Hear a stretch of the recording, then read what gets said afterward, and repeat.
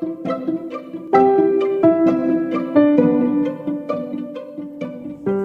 everyone. Welcome to Teaching Hour with Ambassador Wyatt. Go get your pen, pencil, paper, or pad, because this is Teaching Hour. Hello, and welcome back to Teaching Hour with Ambassador Wyatt.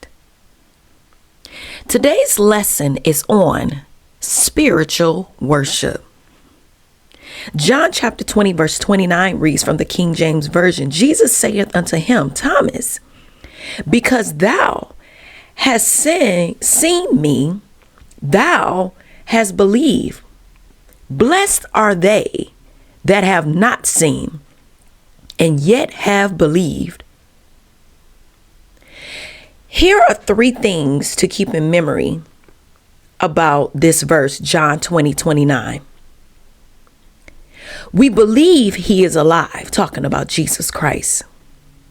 He is who he says he is, talking about Jesus Christ.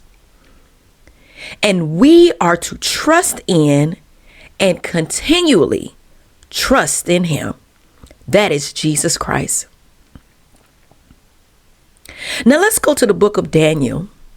We're going to read chapter 3, verses 12 through 15.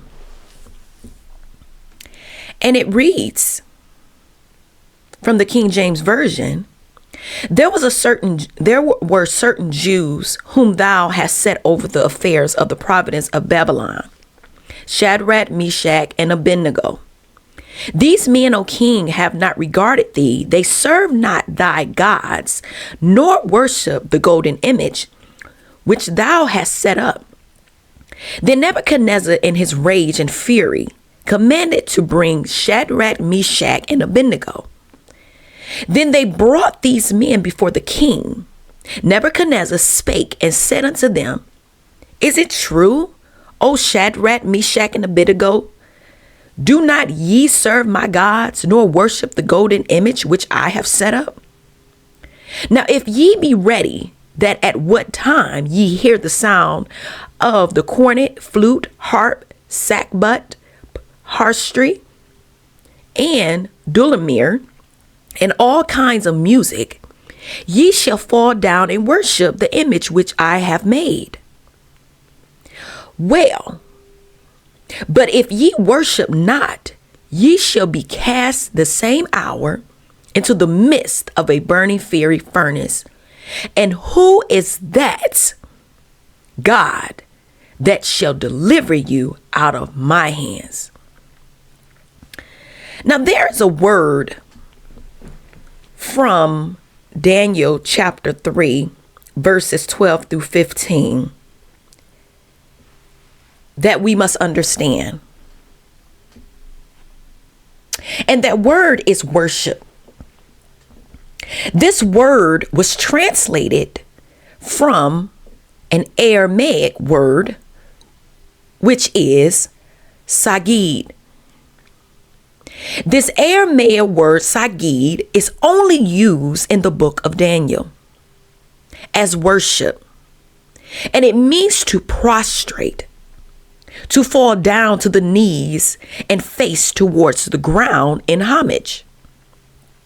Again, reading John chapter 20, verse 29, Jesus said, Blessed are they that have not seen and yet have believed.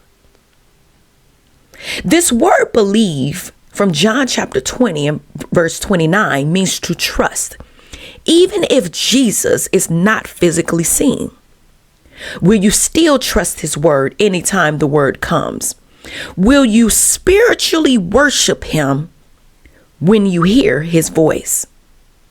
Now the question is, why, you might ask? Well, because we must trust in the Lord to worship and serve him. We are to place ourselves at his mercy, at his feet. This prostration of your physical worship out of your spiritual worship from your heart to the Lord.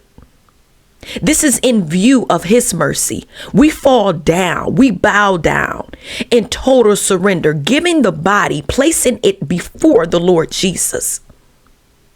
See, this is ministering to the Lord. To give you an example or illustration, just like Mary, the sister of Martha, you see, she sat at the feet of Jesus. This is the key in spiritual worship. Now let's look at a particular verse concerning spiritual worship, which is Romans chapter 12, verse 1, that reads from the King James. It reads, I beseech you, therefore, brethren, by the mercies of God, that ye present your bodies a living sacrifice, holy, acceptable unto God, which is your reasonable service. So here we have this word present. This word present means to offer, but there's a function to this word. And its function is you stand by deliberately positioning yourself for holy service. There's also a word in Romans chapter 12, verse 1, and it's the English word translated service. It is the Greek word latraha. Nebs defines this word service to mean divine worship, service of worship. You see, it carries the sense of rendering a service to one who is greater than self. Now, the function of this word or act is to minister to God, to minister to the Lord Jesus. This is one who offers their whole self for service to him. Now, you are a living sacrifice. To do this is to offer our bodies in total surrender and consecration to the Lord Jesus. You see, it reflects the worshiper's acknowledgement of God's sovereignty. Now, this worship is the bowing down of our bodies as the temple used for service for the Lord and others. The idea is bowing one's body and in acknowledging the authority of the Lord. You see, Jesus said, God is spirit, and they that worship him must worship him in spirit and in truth. That's John chapter 4, verse 24. You see, this is a person's heart posture. When this happens to one who really has the heart for Jesus, it will be seen, and the person will worship or bow down and serve with the body. It shows the person's heart towards the Lord Jesus. The heart that belongs to Jesus will automatically bow down and worship. That's the spirit part. And the truth part is when they hear his truth, the word, they will surely bow down and worship. Now, let me take you to the book of Revelation chapter 1. And it reads from the NIV in verse 17. And Apostle John had said, when I saw him, I fell at his feet as though dead. See, the presence of the Lord Jesus was so overwhelming to Apostle John that he fainted and knocked him out cold. Now let's go to John chapter 18, and I'm going to read verses 1 through 5, and it reads, when he had finished praying, talking about Jesus, Jesus left with his disciples, crossed the Kidron Valley. On the other side, there was a garden, and his disciples went into it. Now, Judas, who betrayed him, knew the place because Jesus had often met there with his disciples. So Judas came to the garden guiding a detachment of soldiers and some officials from the chief priests and the Pharisees. They were carrying torches, lanterns, and weapons.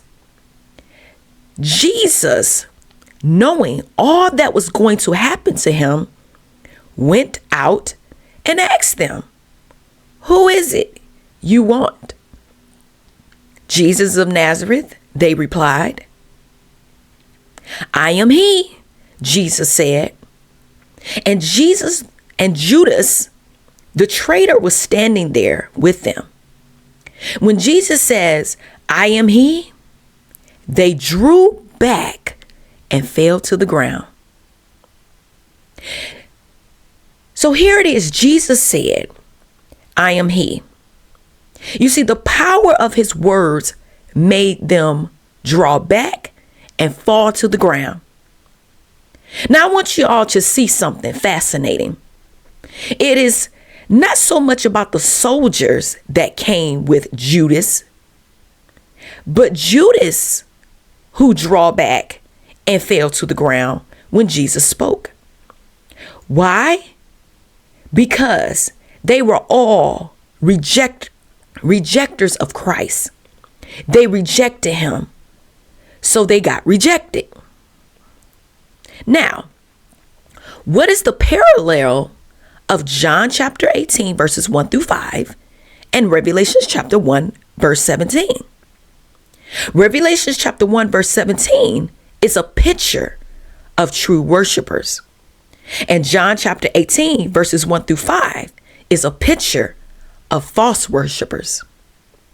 Revelations chapter 1 verse 17, true worshipers falls towards Jesus at his feet in surrender, submission, and humility.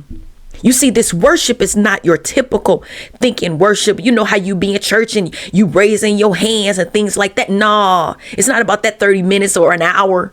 No, it's way more than that. This is a service. So this worship is not your typical thinking worship. This worship points us back to Romans chapter 12, verse 1, where it reads, "Present your bodies a living sacrifice." But in order to become a living sacrifice, you must offer your bodies to be overwhelmed by the presence of the Lord. And in John chapter 18, verses 1 through 5, the false worshipers, you see, they departed and they fell backwards. Here is what it looks like. Isaiah chapter 29, verse 32. I'm going to read it from the HSB Bible version, and it reads, "The Lord said, because these people approach me with their mouths to honor me, with their lip service, y'all, yet their hearts are far from me, and their worship consists of man-made rules learned by memorization or rot." You see, the fallback ones is one who approaches Jesus from their mouth. From their mouth. We saw that in John chapter 18, verse 1 through 5. Jesus asked them, "Who are you looking for?" They said, "Jesus of Nazareth." So the fallback ones is one who approaches Jesus from their mouth, but their heart is not in it. Those who worship Jesus Christ, who worship him, will surrender and fall towards his feet. And those who don't will draw back. You see, Jesus' power becomes our power when we bow down and worship him in service to him, giving our bodies over a living sacrifice as an offering.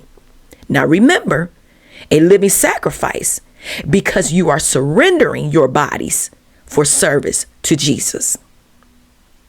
Now, in conclusion, Romans chapter 6, verse 13 reads, "Give your bodies as instruments of righteousness."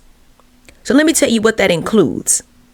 Your eyes, your ears, your hands, your feet, your neck, your shoulders, your elbows, your mouth, your teeth, your skin, the whole body, etc.